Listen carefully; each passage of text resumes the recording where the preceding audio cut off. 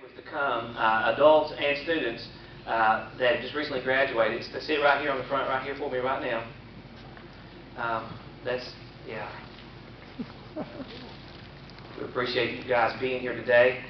On the screen behind me, you'll see our older students. I remember when I was at Western Piedmont, and I was about 34 or 35 at the time, and I was going with 18-year-olds. When I was, going hand in hand, and I heard one of them say, look at another one when they saw my age and said, what's the point? I mean, he's already got a foot in the grave. What's the point? But the truth is, we are ever learning, and I'm proud of our these two men, Charles and Gary, my brother Charles and Gary. Love Gary and went on a mission trip with him down, and we've really got a bond. When you serve with somebody like that, I guess you just get a special bond.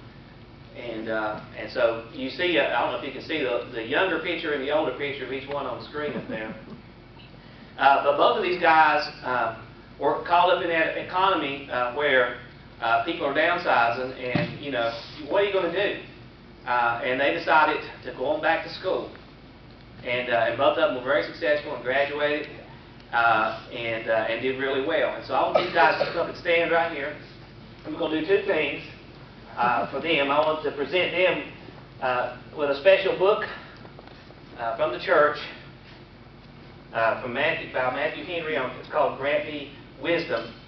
And we never get too old that we need wisdom. Sometimes people assume when you get hair the color of Terry's that you're just wise. Mine's heading that way really fast. I remember my dad, he was a couple of years older than me, and his hair turned completely white. So y'all need to get used to it before long. It's going to be white. But it doesn't mean necessarily you're wise, but we do need wisdom. And so I want to pray for these guys.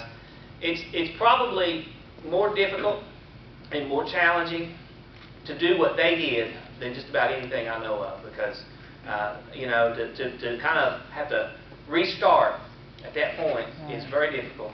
And let's pray that God just give these guys many, many years here on the earth to live for Him and to use the things that they've